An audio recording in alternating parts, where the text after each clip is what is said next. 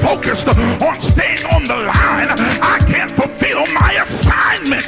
But my God is big enough to handle my fault, my strokes, grubs, my mess ups, because he's already prepared for what I might do. He knows what I'm going to do before I do it, and he already made preparation for me before I get there.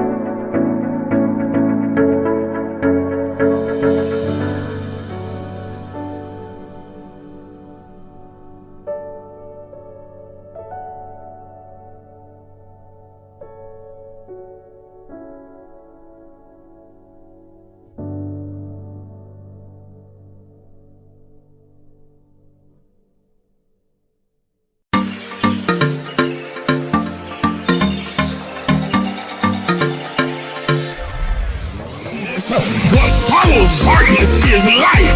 That darkness is the indicator that light is getting ready to shine. So there it is in Genesis, when darkness was upon the face of the deep, and God in the spirit form moved upon the face of the waters, and then God said, let there be.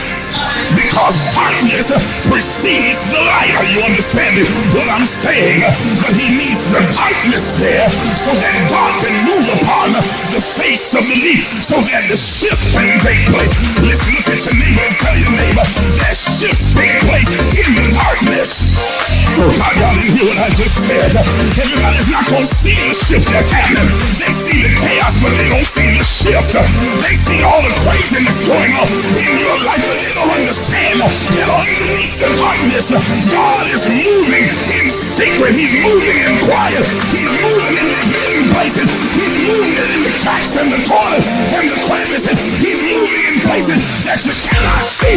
And when the light comes, they're going to see a new order.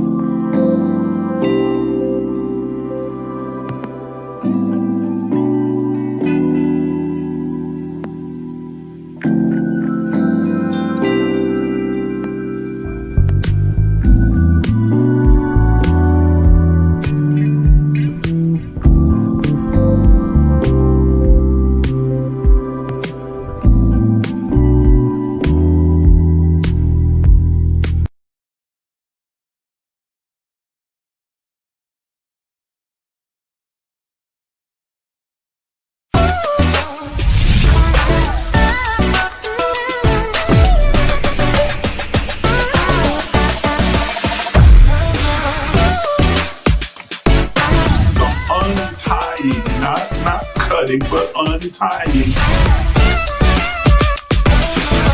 And so the universe then has no choice. First attribute of the secret place. The secret place is a place of revelation. It makes you free because it awakens you and makes you consciously aware that everything that you thought was holding you is an illusion.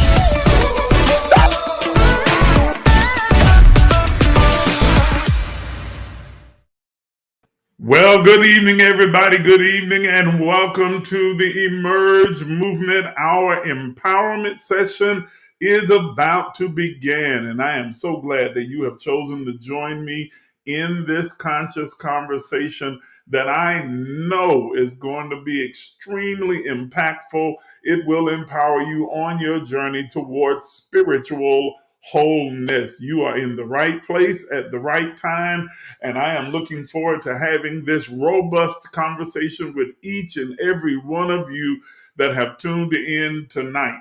Now, tonight's going to be special because for the first time, we are actually going to use a textbook, if you will, and we're going to be reading through this phenomenal best-selling book by Don Miguel Ruiz entitled The Four Agreements.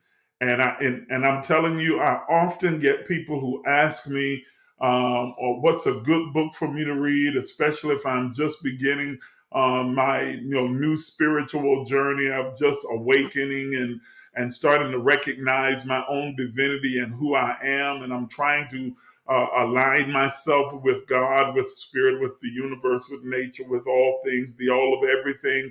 What's a good place for me to start? And I always point them toward this book. This is a great jumping off spot. This is a good foundational teaching, understanding to get you going in your spiritual development, growth, and evolutionary journey. And so tonight, we're going to begin reading through the entire book. Now, we're not going to read the entire book word for word, verbatim, because that would take way more many weeks, more weeks than what we intend to spend on it. But we are going to move through all four of the agreements and read large portions of those chapters and discuss it and unpack those things. And I want to hear your thoughts, your ideas, your input.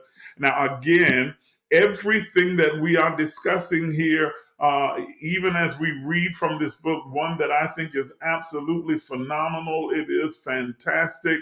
I have such great admiration and respect for Don Miguel Ruiz and his writings. However, everything is filtered through his own perspective, his own lived experience, as well as all of our thoughts, perceptions are all filtered through our lived experiences. So I am not by any means asserting that you have to accept every single thing that's said from the book as gospel, nor should you accept every single thing that I say as gospel. You have to eat the fish, spit out the bones. In other words, discern those truths that perfectly align themselves with you, that resonate with your spirit and soul, and that best serve you in becoming the highest version of yourself. So that's what I want to make sure you understand. We're not here to make gods out of anyone, not Don Miguel, not myself, and not any other person. All of us can contribute something phenomenal to the conversation, and all of us have to do our due diligence to ascertain those things that best serve us in becoming the highest version and the best version of ourselves. And for each of us, that's different. We all walk our own unique path of discovery and growth and evolution. We all have our unique experiences that shape our perception and perspective. And so no two walks, no two people, no two experiences are going to be exactly the same. Even if you have two people that grow up in the same household, but parented by the same parents, living in the same neighborhood, eating the same food, sleeping in the same room, each one of them will have a unique perspective on that experience. They will not experience it the same way. They may have some similarities, but every person has their own unique perspective on their lived experience. And that is exactly how it's supposed to be.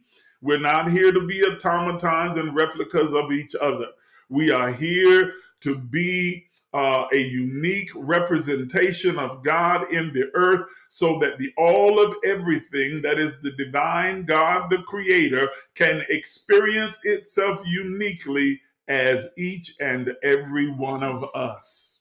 Amen and amen. So I wanted to just kind of lay that out there from the onset, because I don't want anyone to think that I am proselytizing you, or that I am somehow trying to manipulate or control. That is not the goal or focus of this platform, or even this particular session, these sessions.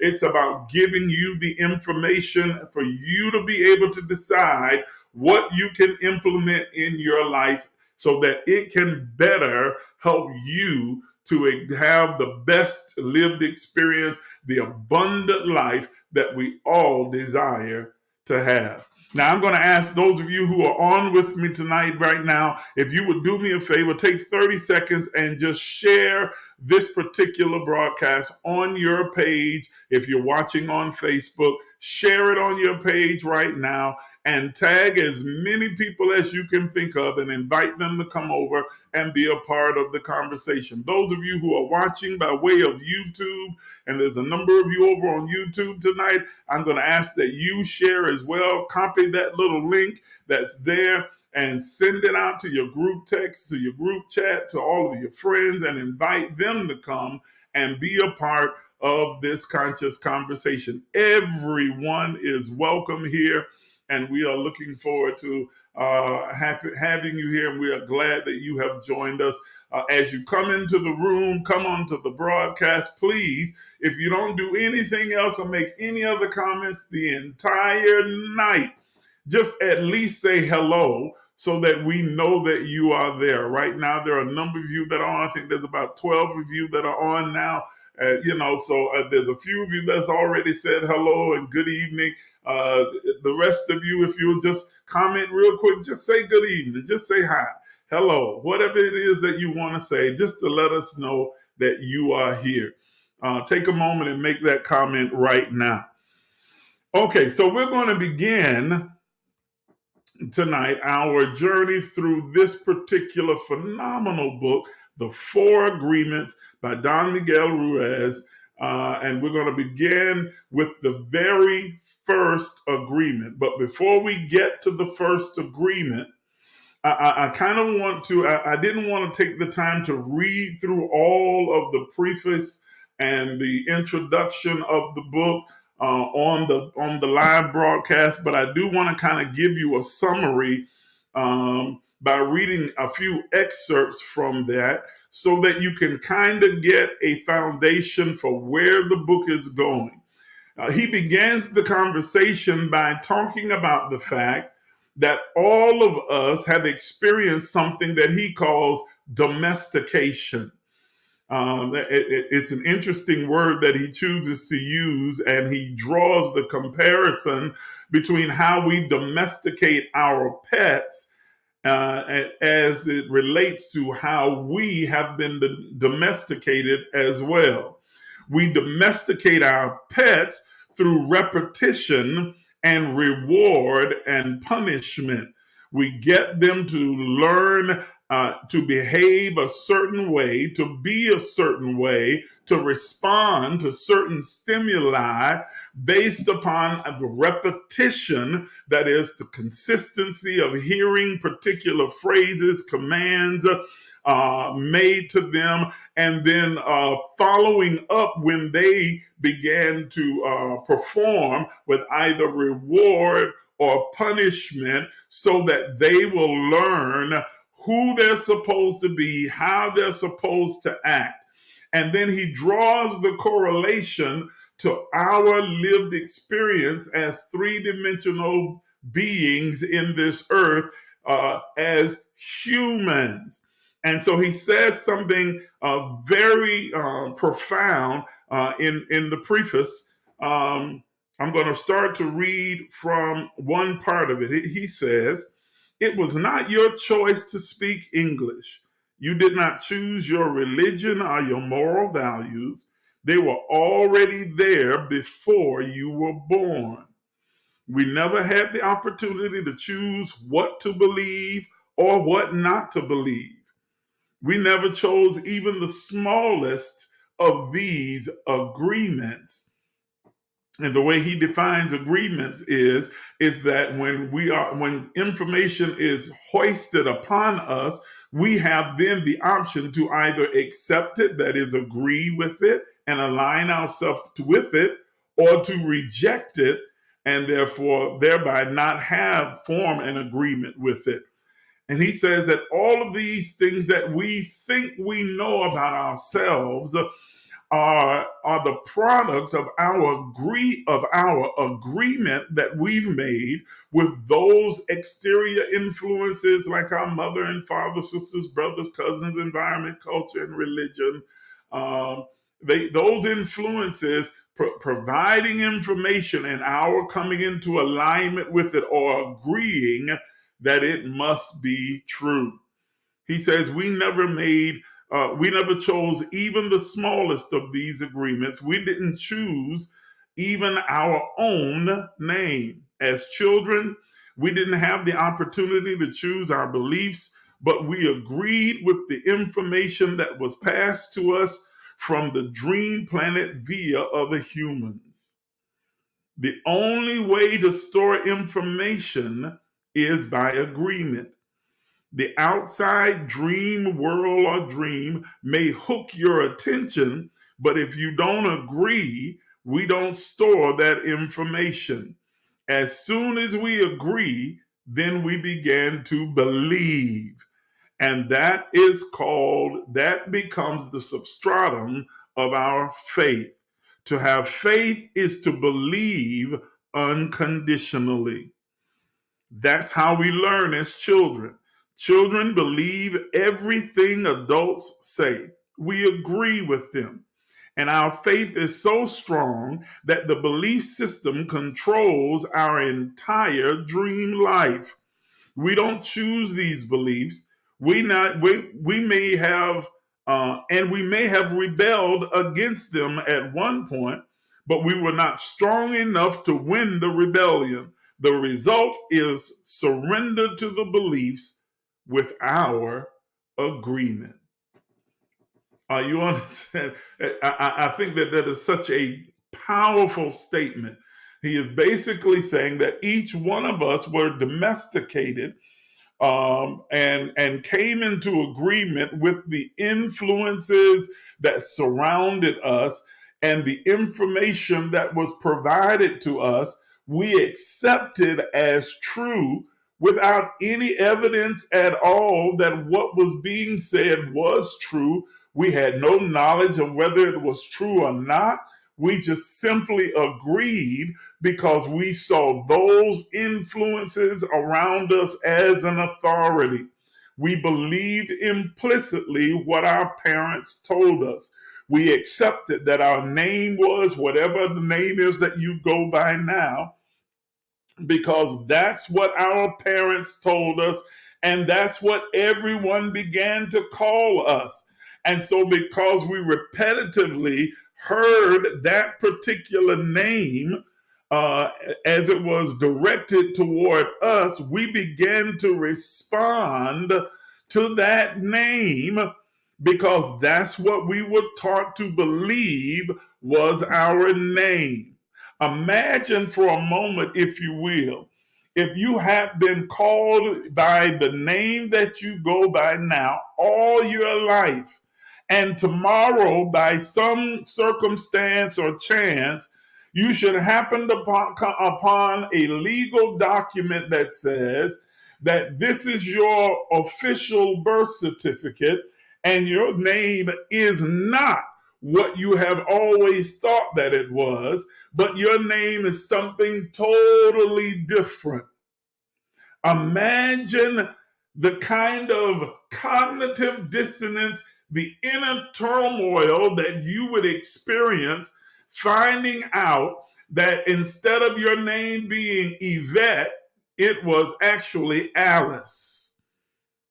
And here are documentation, irrefutable proof that your name is indeed Alice and not Yvette.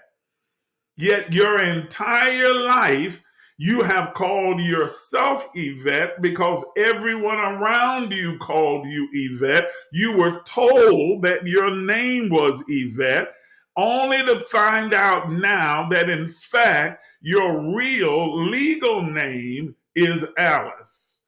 Are you hearing what I'm saying? Imagine how difficult it would be to now shift and change, or to make the choice to embrace this new name, your true name, when you have been taught your entire life that your name is something totally different. Now extrapolate from there. Yeah. Oh, yes. Thank you. That's good.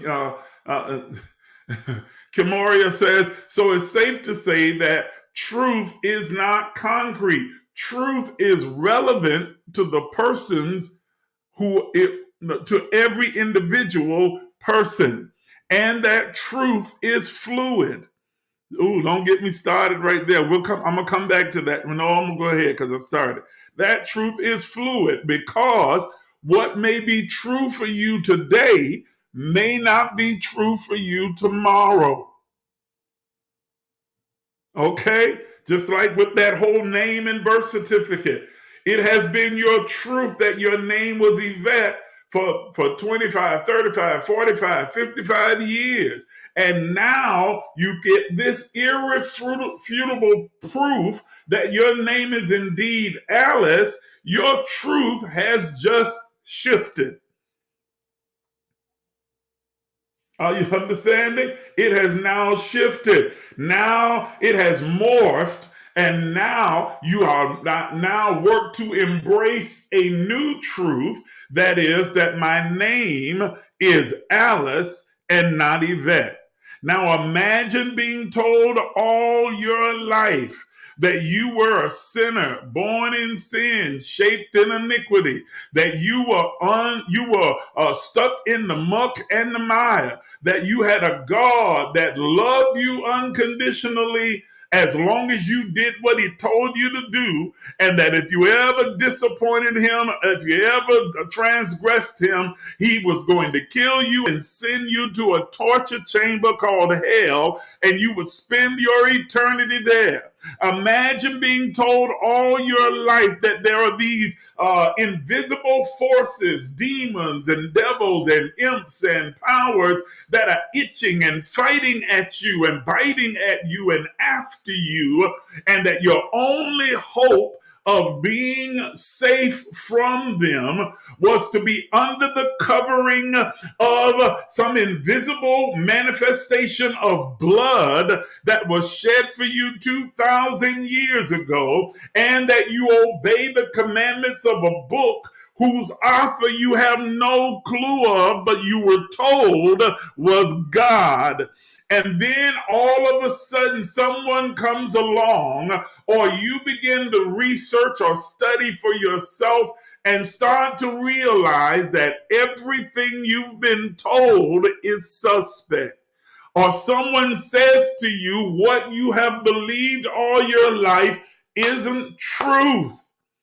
Imagine the inner turmoil. Imagine the difficulty. Imagine the kind of cognitive dissonance, the inner struggle that you would go through. Imagine how difficult it would be to make the transition and to let go of what you have been familiar with your entire life, to now embrace something that is totally unfamiliar. Now you have to go from responding to Yvette to responding to Alice. And yet people around you still call you Yvette.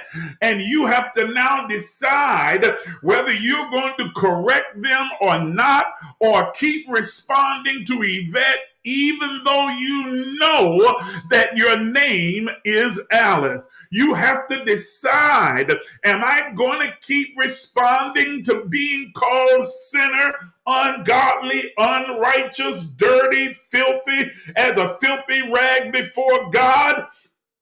Even though that's not who I am. And when people call me holy, righteous, good, brilliant, and beautiful, I don't even respond, because that's not what I'm accustomed to being called. I have been domesticated. I have been I had my mind entrenched with an information that has formulated my version, my perception of myself, and it has been my truth for 10, 20, 30, 40, 50, 60, 70 years of my life. And now you want to tell me that everything that I have held dear, that I've agreed to, that I've aligned myself with, is not true. Imagine how difficult that has to be. So let me just pause here for those of you who are awakened, and for those of you who have began to seek out spiritual growth and development and evolution, that you be very graceful and patient and loving and kind with others who may not have arrived at the same place you have arrived at now, because that used to be you. And you know how difficult and tumultuous it was for you. So you can be a little bit more understanding and give them the grace that you needed, and continue to need as you are progressing and growing and moving forward. Are y'all understanding what I'm saying? Okay, and Diana says, and we didn't go against our parents in fear of punishment. Now faith comes by hearing. And I heard it so many times before until I had no choice but to believe it. Exactly. We were bombarded with certain information and ideas and concepts about everything. Well, everything that we think we only know what we know because someone told us that it was so. The only reason you believe that your name is what it is because someone told you that's what it was. The only reason you believe that you were born on a particular day is because that's what someone told you that your birthday was.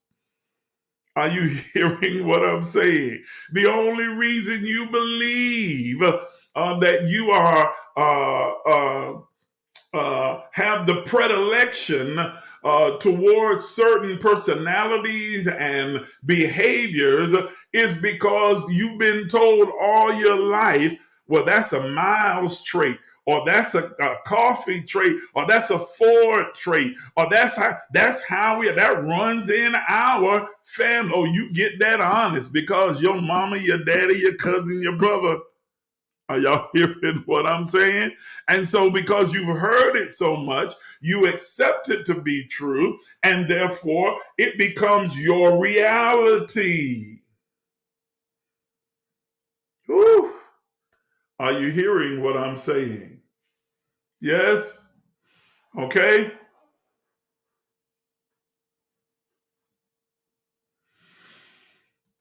Diana writes, it was difficult to turn my mind around. I had to make an effort and keep reminding myself is more to it than this. That's why I told you that I don't know what to know. Exactly. Yes. Yes. So my mind won't be in conflict with itself. Yes, indeed. We've all experienced a certain amount of domestication, of brainwashing, if you will, of being um, what's the word I'm looking for? Trained or programmed to think and believe a certain way. You have certain cultural beliefs. All of us do. Well, black people think like, act like, move like, look like as though the entire diaspora of African people across the globe are a monolithic group. We are not. We are not. But we created a culture for ourselves and handed those cultural norms down from one generation to the next, to the next, to the next, until it has become so entrenched that for anyone to act outside of the parameters of that particular cultural norm, we then accuse them of forgetting where they came from, trying to act white. Oh, you trying to act like you better than us now.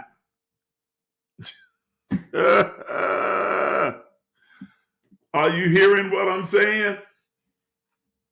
You know, it will revoke your black card because you don't know how to play spades. What?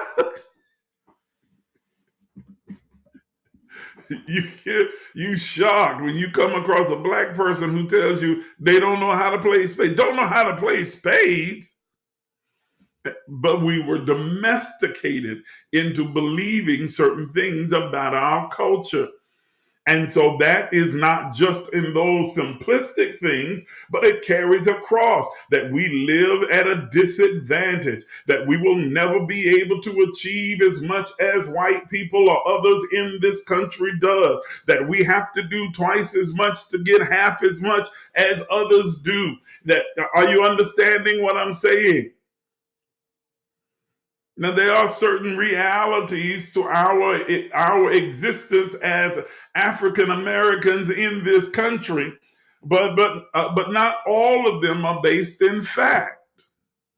Now, there are certain realities, yes, but not all of them are based in fact. Some of them are based in just cultural norms.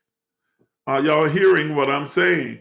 So we have religious norms, cultural norms, family traditions and heritage that we have been domesticated to, and we simply believe. I bet you I could go down an entire list of things that I can begin with the first part, and you could finish out the second part. Y'all know what I'm saying? We're getting ready to go in this store. What follows next? Don't touch nothing. Don't ask for nothing. Cultural norm. Are y'all hear what I'm saying? Quit going in and out my front door. You either stay. All of us know what follows. Religious norms. Father is once more and again. A few of your handmaid servants come knee bent and body bowed before your throne. I bet you can finish the prayer. I bet you can finish the prayer. Cultural norms. Yeah. Oh, the Lord have mercy. Diana says, I have 18 siblings. Girl, you know you come from a big family. Lord have mercy. And none have the same exact thoughts, even though we're in the same house. And it passed on to the grandchildren. Yvette, yes. Okay?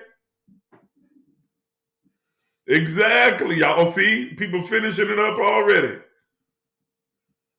Stop letting my air out. There you go. And you ain't getting nothing. You either stay in or out for real. That's it. Yeah, we all know. We know these things. Cultural norms, religious norms, okay, family traditions. This is what he means by domestication. We have been trained and taught how to be, even though we haven't had the opportunity to discover if that is who we truly are and who we choose to be. There are several choices that have been made for us. Before we could ever come to a full conscious awareness of ourselves, we were being told who we were, what we could and could not do, what was right and what was wrong. Who determined that those things were right or wrong? Your right or wrong came from what your mama and daddy and your religion and your culture and your society told you. It was not established on your own.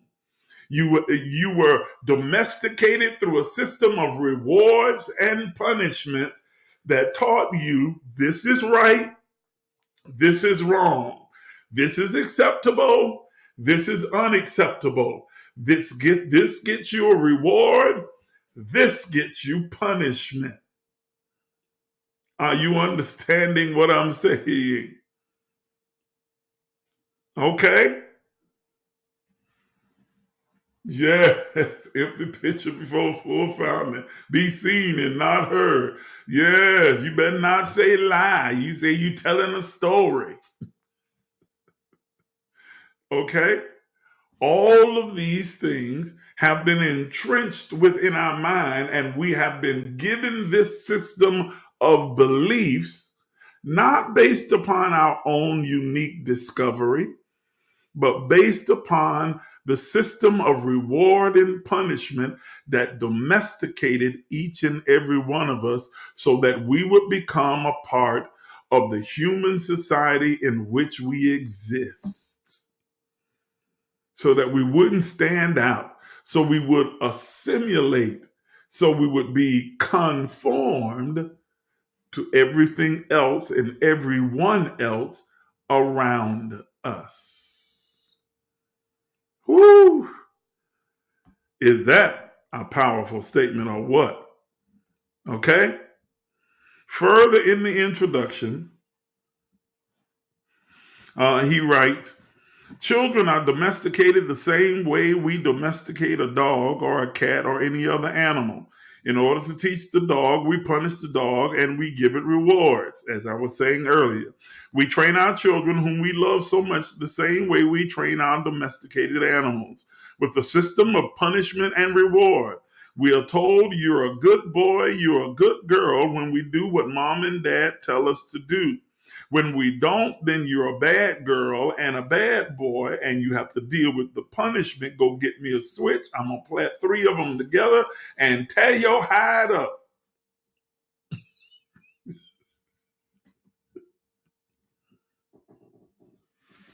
Are you understanding what I'm saying? And so as a result of that, we soon begin to develop an innate need, or at least something we interpret as a need, to be appreciated and accepted by those who domesticate us. You want to make mommy happy. You want to make daddy happy. You want to make those who are in authority around you happy. So you do what you think will make them happy, even if it makes you miserable, because it earns you the reward of their acceptance, their love, their appreciation. Are you understanding what I'm saying? Are you understanding what I'm saying? See?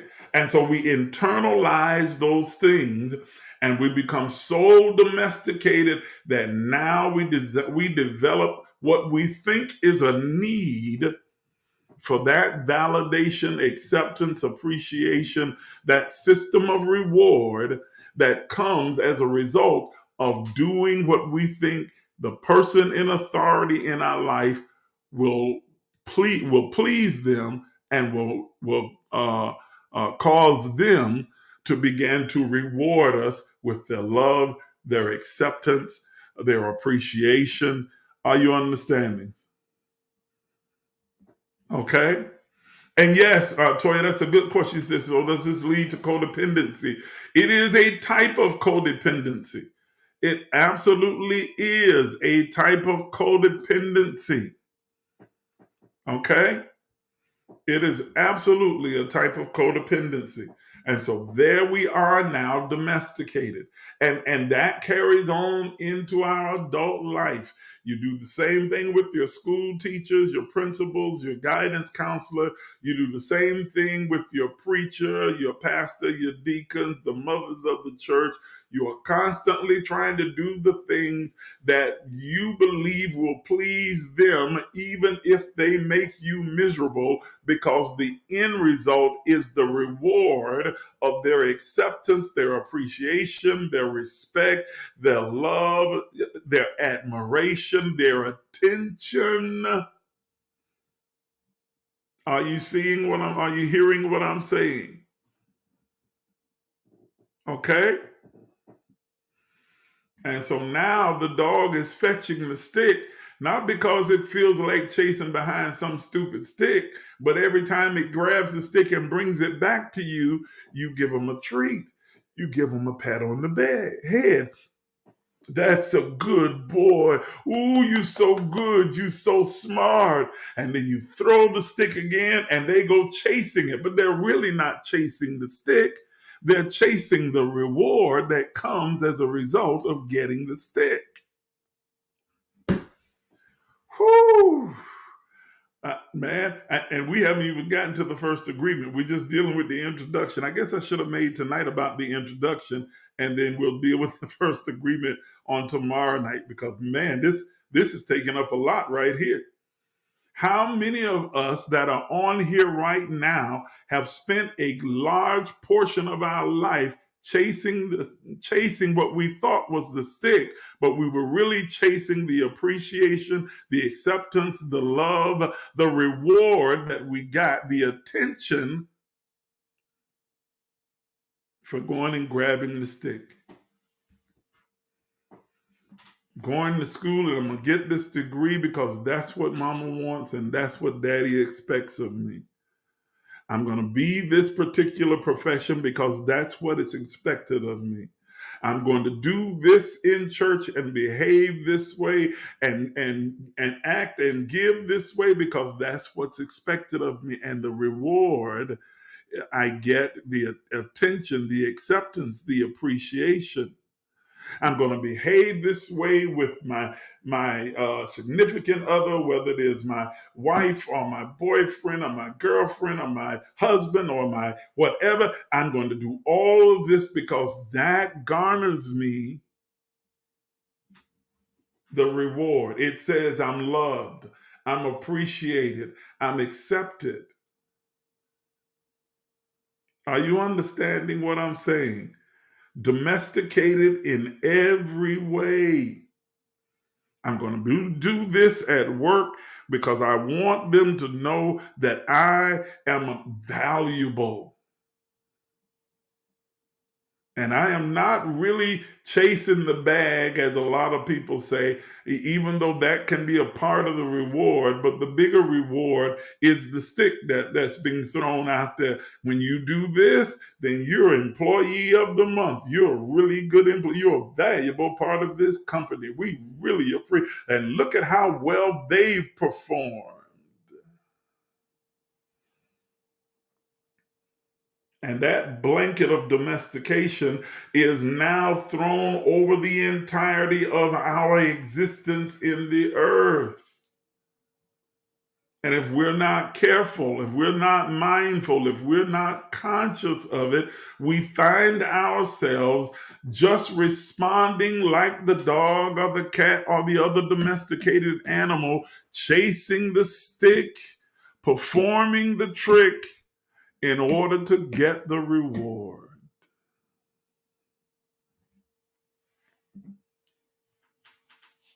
Very, very few things that we do anymore is purely from the heart, but it is in expectation of the reward. What's the return? Even if the return is just your gratitude, your thanks, your smile, your happiness. Ooh.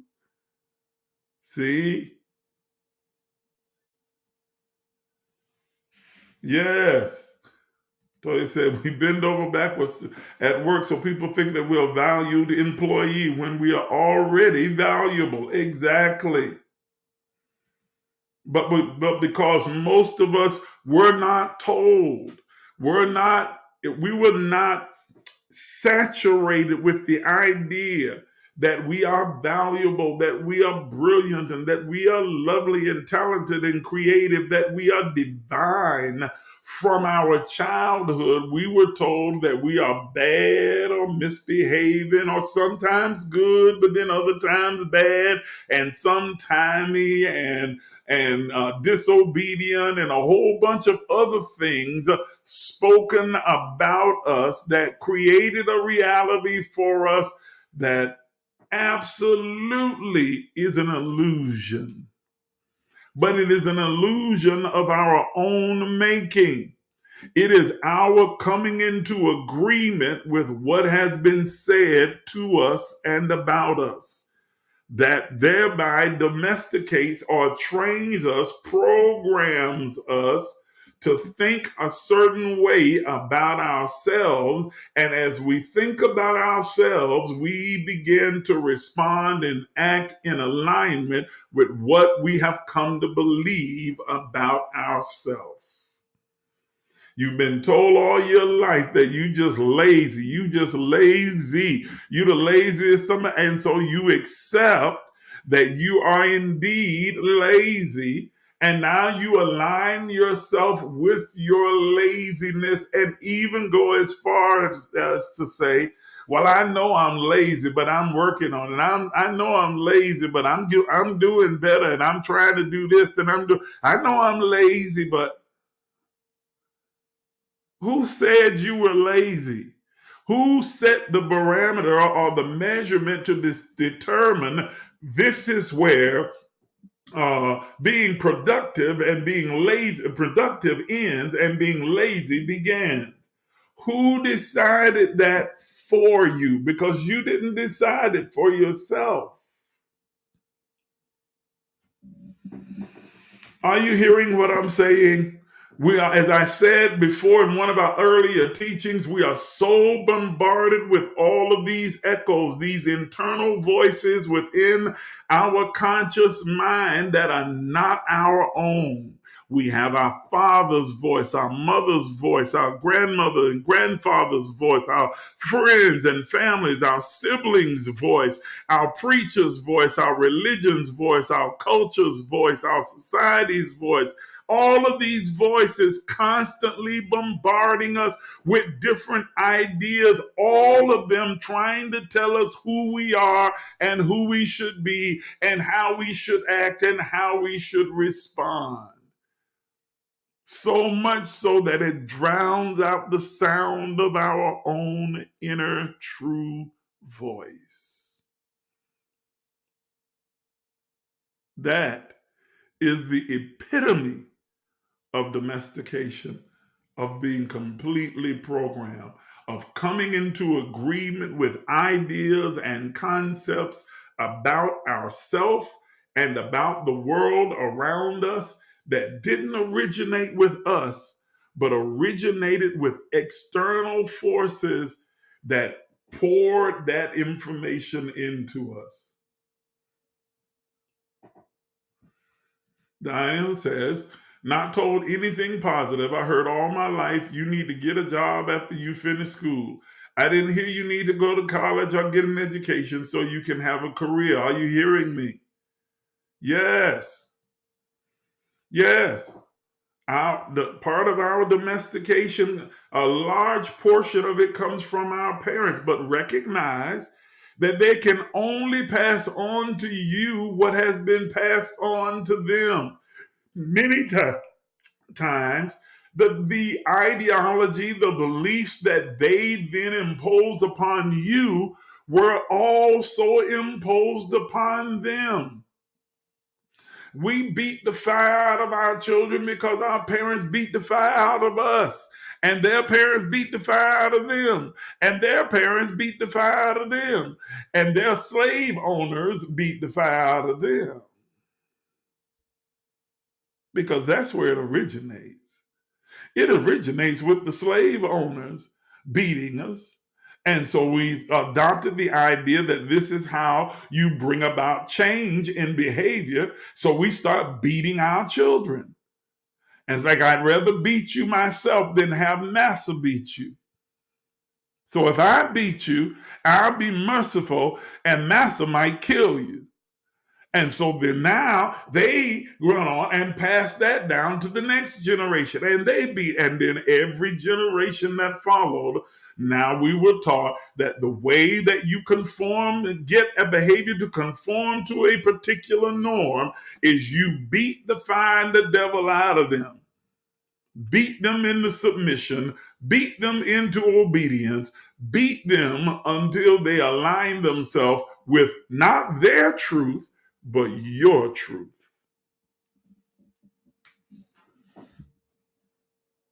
Don't talk back to me. Don't ask no questions. You don't, because I said so, that's why. Don't be asking me why. Are you hearing what I'm saying?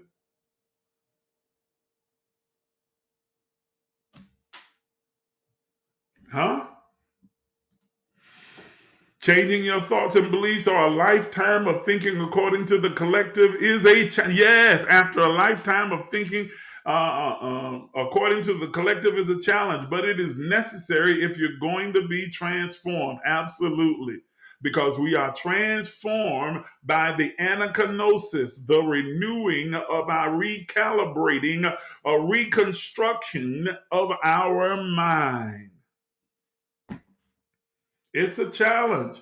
It is an everyday challenge. You have to wake up every single day and be mindful of what you are thinking and make a deliberate, intentional thought to think differently than what you have been thinking and to cut through the minutia and all of the gunk and junk and discover the sound of your own voice. Okay? Diana said, "Yes, Lord, I stopped that craziness. I did too. I was 100% guilty, man. I look back on all of the beatings and whippings and this crazy and threats. Ooh, Lord, that I would make to my own children. Say something else, and I will grab you by your throat and drag you across this floor and beat the life out of you. I wish you would open your mouth again. I'll throw you out that window." What? But that's how I had been raised. And so I did the same thing with my children. Toya said, "Yes, I have to apologize to my children because I've done the same thing to them. I'm working on changing with my grandchildren, but I really have to catch." Yes. Yes, that's what we were taught. That's how we were taught. And we are passing on that same dysfunction that began with slave masters to our children. Okay? Yeah, I'll slap you into the middle of next week. Exactly. I used to say those kind of things. I used to say those kind of things. I remember my mama telling me that, you're going to learn how to control your mouth and watch your mouth. But boy, I will put you up against the wall and blow your brains out before I let the white man end up killing you because you don't know how to control your mouth. And I'm like, you really going to kill me?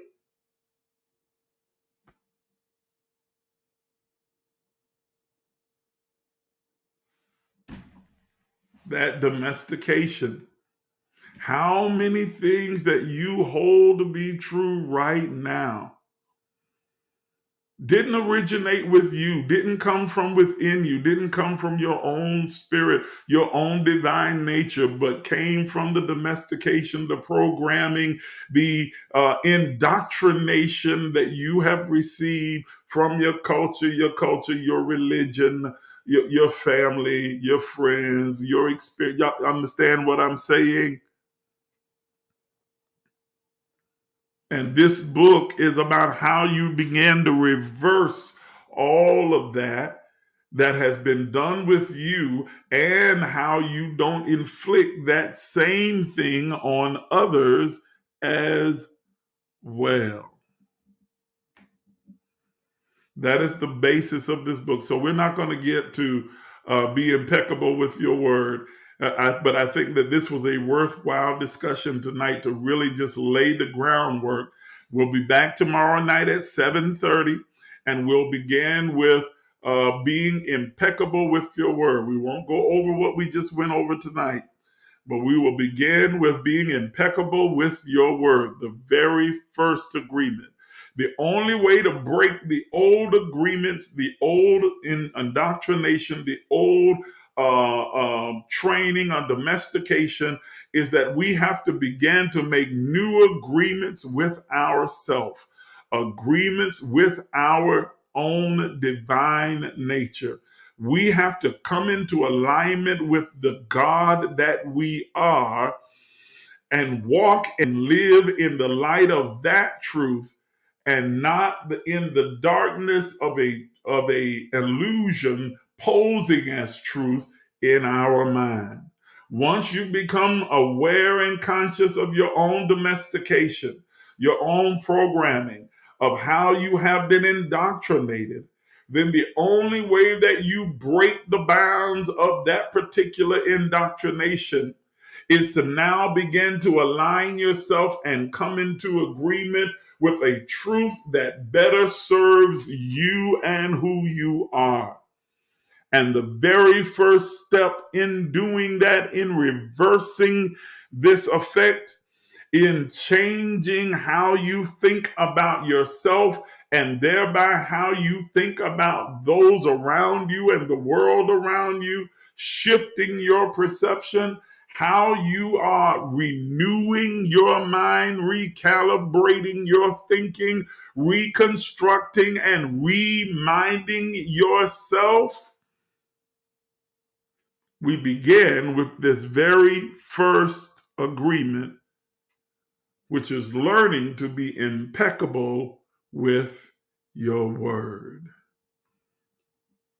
And we'll pick up there on tomorrow night, because we're out of time for tonight. Man, this discussion has been good. Thank you. I see John just said the same thing. This discussion was on point and very informative and insightful. Great job. Thank you, my brother. I appreciate you. I appreciate you so much. I think it was very informative and impactful. It's been a good conversation, and it's going to continue tomorrow night at 7:30. You don't want to miss it. We will get into how we begin to reverse the effect of our indoctrination, our domestication and training and programming that we've been the victim of, and begin to now come into our own and begin to walk in the light of a brand new truth. We're going to do that on tomorrow night. All right, listen, thank you for tuning in tonight and being with me. If you want to make sure that you don't miss any part of this discussion, there is one simple way that you can do so. You need to sign up for the free text notification. The information is scrolling at the bottom of your screen. There's a number of you that already have signed up. There's a number who signed up and don't necessarily tune in. Because of all the people who signed up, there's over 50 some people that are signed up, and yet we only have about 12, 11 people on here. If everybody tuned in at one time, man, we'd have a good little audience going on here. But if you will go ahead and sign up for the free text notification that you see scrolling at the bottom of your screen, text the word emerge to the number 833-444-0163, and you'll automatically be enrolled in free text notifications. Doesn't cost you anything. You'll be notified right before we get ready to come on the air. That way you won't miss any of these conscious conversations. Also tonight, if you would like to contribute to help us sustain this particular platform. The information is on your screen right now on your ways to give. We have two different ways that you can give. You can use our Cashapp, or you can use the Zelle app that's in your banking application that's on your phone. However you choose to do, it will be greatly appreciated. And whatever you decide to give, whatever amount that is, whether it's 5 cents or $50,000, we will greatly and graciously receive it and be thankful for it. I encourage you to give, encourage you to support the work as we continue to work to expand this particular platform. I am looking forward to seeing each and every one of you on tomorrow night at 7:30, right back in this same place as we continue our journey through the 4 agreements, with the very first agreement, be impeccable with your word. Listen, if you haven't gotten your copy of the book yet, go ahead and get a copy so you can read along with us, and so you will have it for your library as well. This is worth every nickel you will pay for it. None of the proceeds go to me. This is going directly to the author of the particular book, but we are just using it as a text that we're going to follow for the sake of this conversation. So go ahead and get your copy of the book. You can find it on Amazon and at every place where books are sold. It is a best-selling book, so you will be able to find it easily. All right, you guys have an absolutely fantastic, wonderful, stupendous night, and I'll see you tomorrow night at 7:30. Good night, everybody.